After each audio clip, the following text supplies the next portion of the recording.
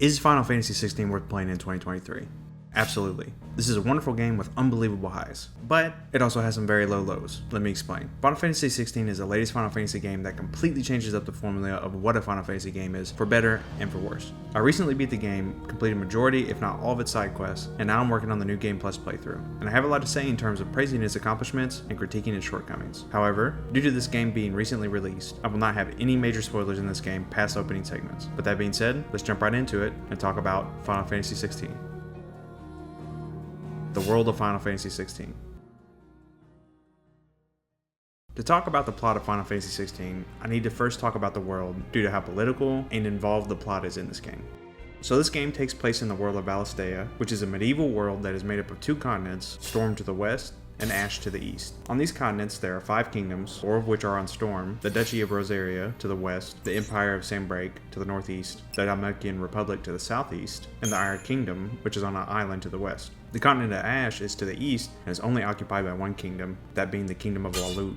Each kingdom is fighting over resources due to the recent plague that has been destroying the land of both continents called the Blight. The Blight literally destroys land and makes it uninhabitable for most life, outside of the malevolent creatures like goblins and the sword. There are also 5 mother crystals, which are huge crystals spread throughout the world that provide the surrounding area with magic, which in the world of Final Fantasy XVI, magic is integral to everything that makes up a society. And for most kingdoms, they believe that the mother crystal's blessing will give them the power to fight off the Blight, thus making the mother crystals the most sought after resource in the world. As you can imagine, this leads to several different conflicts for reign, either over the mother crystals or the land that is untouched by the Blight. And these conflicts are primarily led by each kingdom's dominant. In Final Fantasy XVI, the traditional summons are now linked to specific individuals known as dominants. Each kingdom has one, at least. These dominants channel the summons, known as Eikons in Final Fantasy XVI, which they can summon at will. However, each time an Eikon's powers is used, the integrity of the dominant diminishes, and thus is typically only used when necessary. These Eikons are extremely powerful and essentially used as weapons of mass destruction for each kingdom. Alongside the dominants are also bearers, which are people that can use magic from the mother crystals.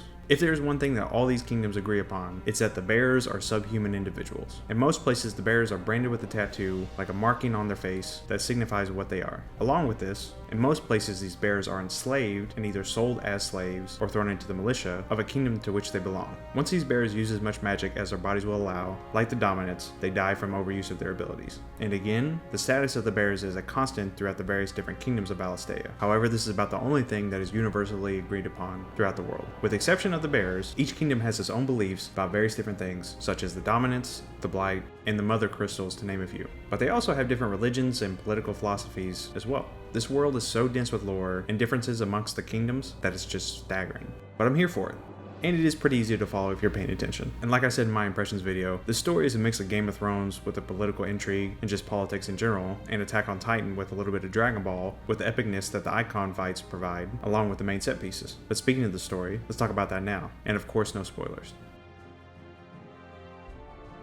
The story. No spoilers past the opening sections. So, you start off as the teenage version of the main character Clive Rosfield, who is the firstborn son of the Duke of Rosaria, Elwyn Rosfield, and the shield of the Phoenix Dominant, who is also his little brother, Joshua Rosfield. Because Clive is Joshua's shield, meaning that he serves to protect his little brother, he receives the blessing of the Phoenix from Joshua. This allows him to use the power of the Phoenix Eikon and magic as a whole. Because of this, his mother Annabella favors Joshua over him and in fact actually hates Clive due to him not being the one that inherited the Eikon of the Phoenix, along with him being able to use magic just like bearers, which again are universally hated in the world of Valisthea.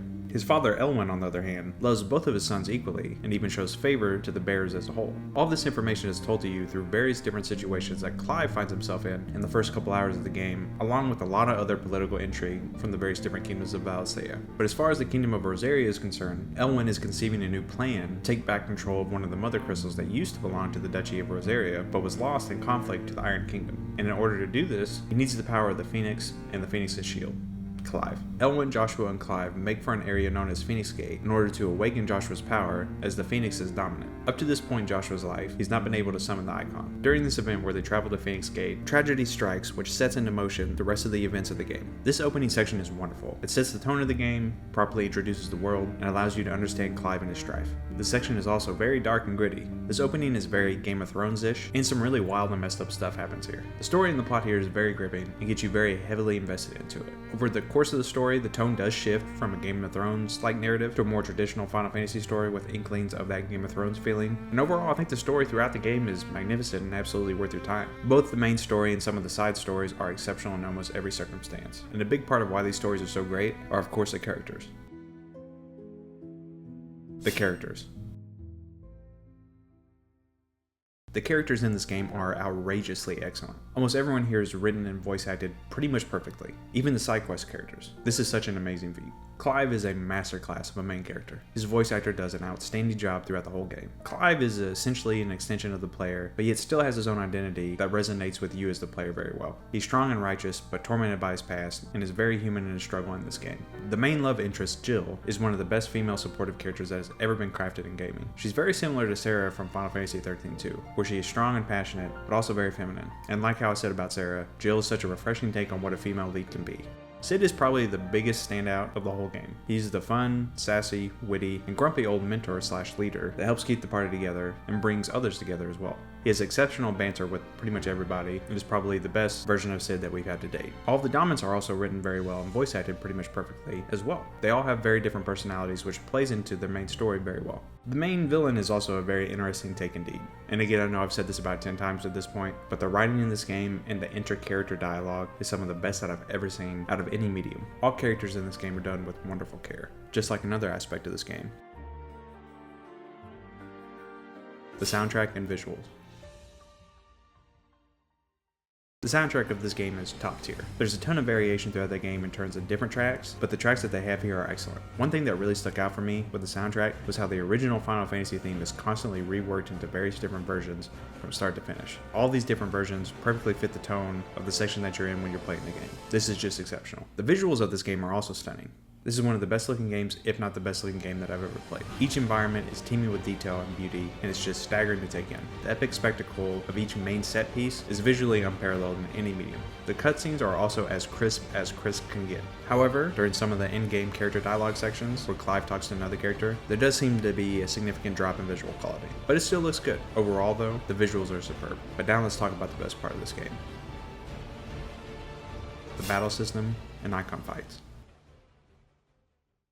This battle system is a ton of fun. It is absolutely an action-based hack-and-slash game, and not an RPG. And while this sucks in a lot of ways to lose the RPG gameplay that's pretty much been in all Final Fantasy mainline games prior to this title in some degree, this battle system is terrific and a blast to play around with. So in general terms, how does it work? Well, essentially you have a melee button, a projectile button, a dodge button, and Eikon ability buttons. For the Eikon ability buttons, each Eikon has a specific Eikon ability that is attached to the circle button, and 2 more Eikon abilities that can be assigned to a secondary version of the square and triangle button. And this can be accessed by holding down the R2 button. The circle Eikon ability can be used at any time and doesn't really have a cooldown. The other 2 abilities that are assigned to the face buttons do have specific cooldowns that are ability specific. Each Eikon has 4 different assignable abilities that can be assigned to these face buttons, and I won't spoil what Eikons have what, but I will say that there are general types of abilities that are pretty much present throughout all of the Eikons, or at least most of them, but there are a lot of wholly unique abilities for each specific Eikon that changes up the formula of battle. Therefore, you can really customize the battle system to how you like to play.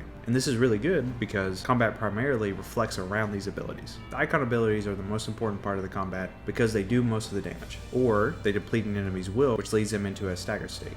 Staggering works by bringing down an enemy's will to 0, which then leads to them being staggered for a certain amount of time where they cannot move or attack you. Along with this, there's an increased multiplier of damage that increases as you further stagger them once they're in this staggered state. So this puts an emphasis on having abilities that help with staggering, while also having abilities that do a lot of damage for enemies that are in a staggered state, and for the low tier enemies to dispatch them in a timely manner. Also, a huge part of battle is dodging. Dodging works just how you think it would, but it does have a little bit extra pizzazz to it. If you dodge at the right time, you'll completely phase through an attack and not take any damage. So along with attacking and using the appropriate Eikon abilities, you have to manage dodging at the appropriate times, and of course if you don't effectively dodge, then the enemy's attacks will connect and you take damage. In order to heal from this damage, you have to use a healing item, or you can use Torgal's ability to heal you. Oh yeah, that's right. Torgal, who's your trusty K9, joins you in battle quite often, and you can command him to do certain moves to help out with attacking enemies or staggering them, but he can also heal you with a cure ability. Yet he can only heal you a certain amount, which really isn't that much to be honest. When you take damage, you have a certain amount of health on your health bar that loses a large part of its opacity. This is the amount of health that Torgo can heal you with his cure ability. Potions, on the other hand, can heal you past this, but you only ever have a certain amount of potions on hand, and once you use them, they're just gone. You can find new ones throughout the open areas and throughout the missions pretty easily, but you can also buy them from vendors for gil, so this creates a little bit of resource management for the healing system of the game. Okay, now back to the combat. Each enemy type also has their own distinct moveset that you have to adjust to in order to fight them effectively. And there's basically 3 overarching types of enemies that can be broken down into arbitrary categories. These are the normal fodder enemies, the mini bosses, and the boss enemies. The fodder enemies are exactly as their name implies. They're typically very easy to dispatch, but they can be trouble in numbers. They also do not have a will meter, so they can't be staggered. Therefore, the main goal is to get rid of them effectively and preferably stylishly. The mini bosses are much stronger enemies that are typically associated with the fodder enemies, and they're typically the main threat of the engagement. They do have a will meter, and they do a lot more damage. They have more moves as a whole, and they have much more health than the fodder enemies. The boss enemies are also what their name implies. This is your standard boss fight where these enemies have a health bar that is really high, they do a lot of damage, and they have a wide variety of moves that are typically unique to them. Most of these bosses will also have a will meter as well that allows them to be staggered. When you combine the basic battle structure, the Eikon abilities, dodging, and enemy differences, this combat system is amazing and one of the most fun battle systems to play. It looks and feels massively epic as well. But you know what's even more epic than the normal battles? The Eikons and the Eikon fights are some of the most epic, full-throttle, jaw-dropping dopamine rush that I've ever experienced. A few times throughout this game, I literally said out loud, "Holy shit," and had my mouth agape. These fights are one of the best things I had the joy of consuming in terms of entertainment. I was aware of all the hype surrounding these fights as well, and I thought to myself, I bet these fights are pretty good, but I don't know how they can be as good as people are saying they are. And after experiencing them, I think they're better than what people are saying they are. They're absolutely incredible. Okay, so that's all the main things that I think that are really great about this game, which again is a lot and is the most important aspects of not only a game but also a Final Fantasy game. All of these core tenets are done with such exceptional care that I think this title is not only worth your time but also a magnificent experience. However, like I said in the beginning of the video, this game has a lot of high highs but also a lot of low lows. The battle system, story, and the main set pieces along with the Eikon fights are some of the most epically fantastical experiences that I think one can have. But the pacing, some of the side quests, and the RPG mechanics of this game are really bad, disappointing, or just non-existent. So let's discuss that now. The pacing and side quests.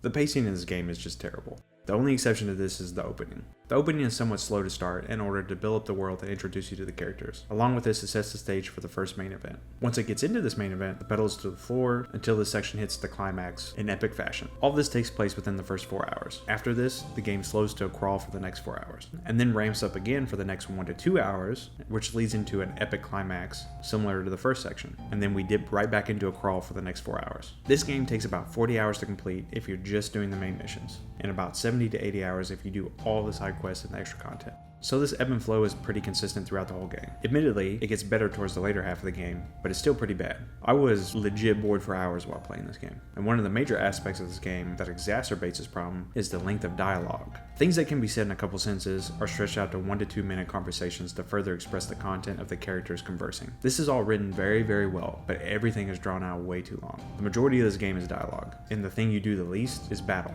which in my opinion, battling is the best part of this game. So to me, this design makes no sense and does hurt the game pretty significantly. Again, the writing and voice acting for literally everyone is just great, but there's ways to tell the story without direct exposition for an extended period of time throughout the entire game. The most recent God of War games do this very well, by putting you into a position of doing something interesting and having exposition during that sequence, or through the gameplay. Final Fantasy XVI pretty much stops you in your tracks to exclusively give you exposition, and this is most apparent in the side quests. I completed either all the side quests or at least 95% of them, and this was rough at times, especially in the beginning sections of the game. These side quests are made up of either 3 types of quests: fetch quests, interacting with various NPCs for information, or finding a batch of enemies and dispatching them, or a combination of any 2 of these or all of these together. But first, you must go talk to the NPC that assigns you this quest, and again, it's almost always a long and drawn out dialogue between Clive and the NPC. Then you go to complete the main task of the quest, and then you have to go back and talk to the NPC to end the quest. Typically the same one that assigned the quest, but it also could be another NPC, which again is another long and drawn out dialogue section. And really all of the main missions that are not part of the main set pieces are like this as well. So I found myself really wanting to just get through most of the side quests in these main missions that are not part of the main set pieces to get to the main set pieces. However, some of the mid to late game side quests are very important for the story and are actually pretty enjoyable because the story content and the impact of that is very significant. So you should definitely do them. There's also another type of side quest that opens up at about the 25-hour mark, which is a ton of fun, but I won't spoil what it is. And I think the thing that really killed it for me was with all the side quests that open up right before the very last mission. The game thoroughly explains to you that the last mission is coming up. And when it does this, I would say roughly about 5 hours of side quests open up that really can only be completed during that time. These missions are really good and they're very important for the story, and I enjoyed them.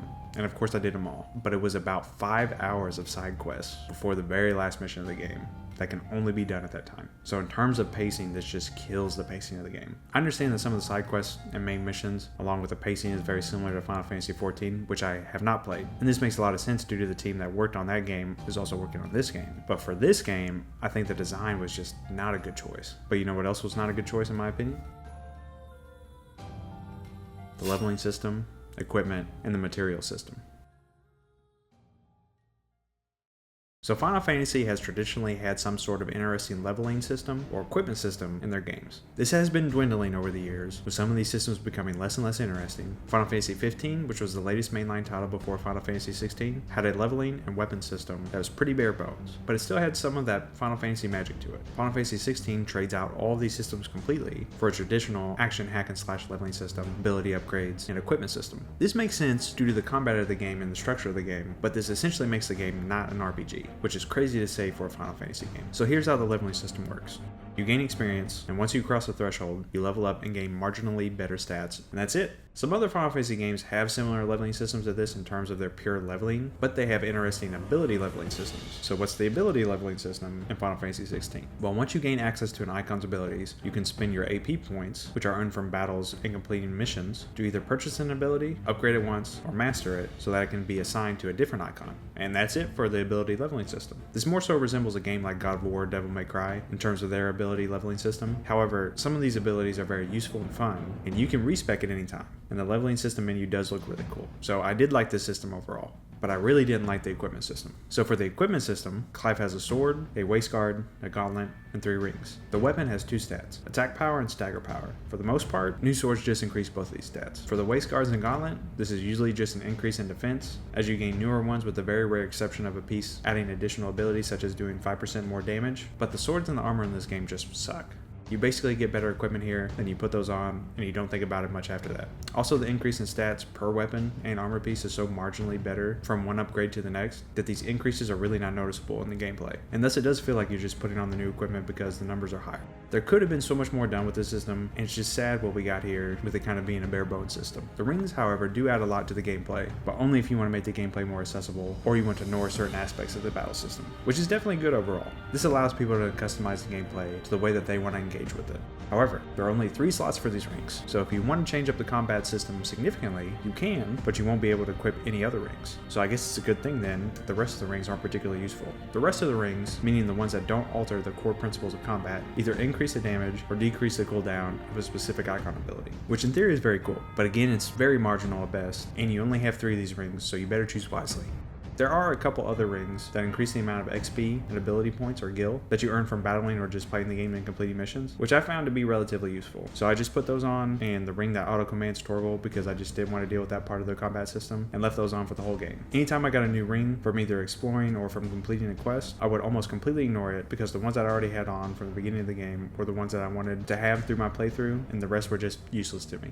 Just like most of the material in this game. This game has a blacksmith in the Hideaway, which is the hub world, and I'll talk about that a little bit later. But the blacksmith crafts new weapons and armor for you, and you can reinforce some of the weapons and armor that you already have in exchange for materials that can be collected from either completing a mission or exploring the open areas. The reinforcing of your weapons, again, only marginally increases their stats, so I won't waste time talking about that. But the more so interesting aspect of this crafting system is making new weapons or new armor as a whole. The main ways you get new weapons or armor is either from crafting or from buying them from the vendor at the Hideaway for gil. Most of the best weapons and armor will be crafted at the blacksmith in exchange for material, so I won't talk about buying new weapons that are available at the vendor. However, 90+% of the material that you collect from this game is plentiful and useless. At the end of the game, I had a plethora of different materials, most of which I didn't even use once. Yet, you do get hung up on crafting some new items, especially the newest and most powerful equipment, because it will require 3 to 4 different types of materials, and for one of these materials you won't have encountered that yet, or it'll be super rare and you won't have enough of it, while all the other materials that you use for this crafting system are plentiful and you have an excessive amount of. This system makes absolutely no sense, and it seems like they just threw in other material just so they could pad out the game and make it seem like more of an RPG than what it really is. Gil is also crazy in this game. The most expensive thing that you can buy with Gil is songs that can be played in the Hideaway while you're in there perusing for different quests or just looking around the Hideaway. This as an idea I do like, because it's something that doesn't affect gameplay and is more fun than anything else, but these songs are so expensive, especially in the early game, that it makes no sense for you to buy any of these, because you do need the Gil if you want to buy potions for healing, which are so much cheaper than any of these songs. So this is the method by which I played the game, and as you can expect, you get more Gil as you get further along with the story, and by the time I was at the end of the game, I had a boatload of money that I had really nothing to do with besides spending on these songs. But I also didn't have enough to buy all these songs because they're so expensive. So I essentially had too much money for the normal valuable in-game items that change combat, like the healing items and whatnot, but I didn't have enough money to buy the cool accessories in the game after completing majority of the side quests and all of the main quests. The item and Gil economies in this game are just terribly balanced and undercooked. And unfortunately, the underdeveloped aspects of this game don't stop here. The open areas, exploration, and the Hideaway. So the open areas in this game look amazing and are great with their variation. They're great areas to pass through on your way to combat. However, there's a lot of traveling from one place to other that is long and drawn out, like most things in this game, with enemies that can be fought, but can also be avoided if you so choose. But why would you pass these enemies if the combat is so fun like I say it is?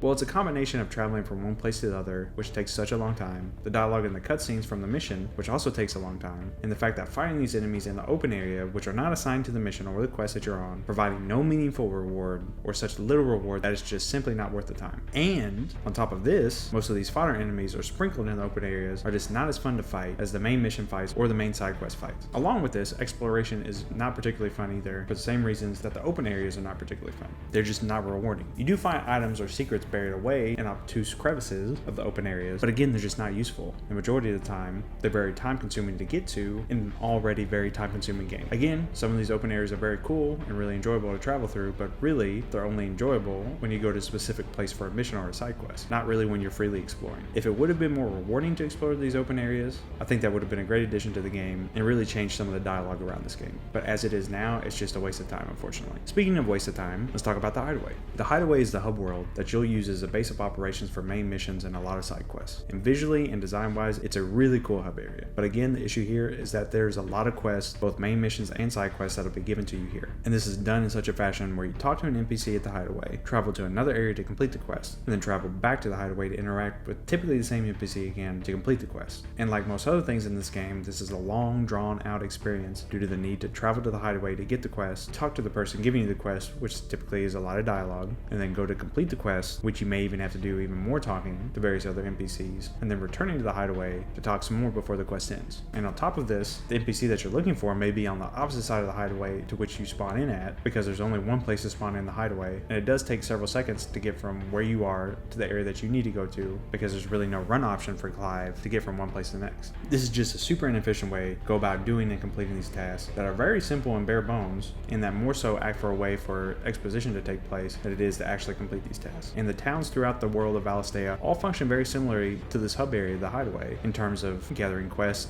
going to complete the quest, and then having to return to the town. With the exception of a very few, there are practically no quests that are set up in an efficient manner. All of this is very disappointing and a huge letdown overall, and a lot of people think that this game is a letdown because of this, and I do think that these parts are a letdown for sure. But more so than that, one of the biggest areas of discussion and criticism towards this game is just how different this is than the traditional Final Fantasy games of prior. So let's talk about that now. The Drastic Departure.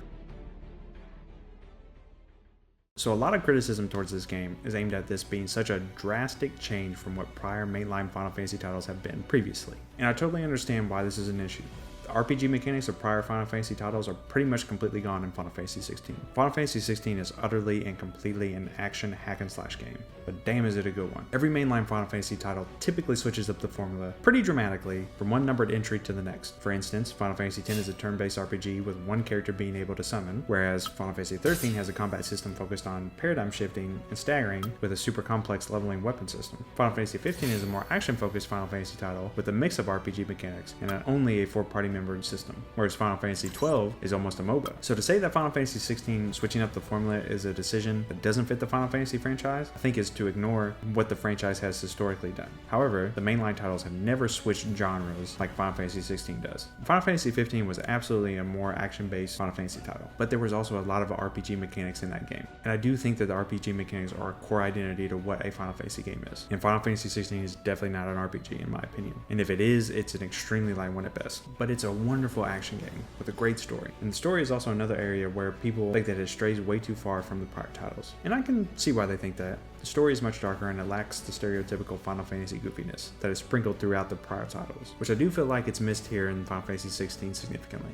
and probably would have been a good addition. In fact, I do miss the turn-based combat, the RPG mechanics, and the various different Final Fantasy tropes that are not present here in Final Fantasy XVI. And I do hope at some point we do get these back in some fashion, whether that be an additional game to the mainline title, or one mainline title doing this, or one mainline title being an action game. But what's here in Final Fantasy XVI is truly a magical experience, and once I put aside my expectations and just enjoy this game for what it is, I thoroughly enjoyed my time with this game's combat, story, and major set pieces. Conclusion.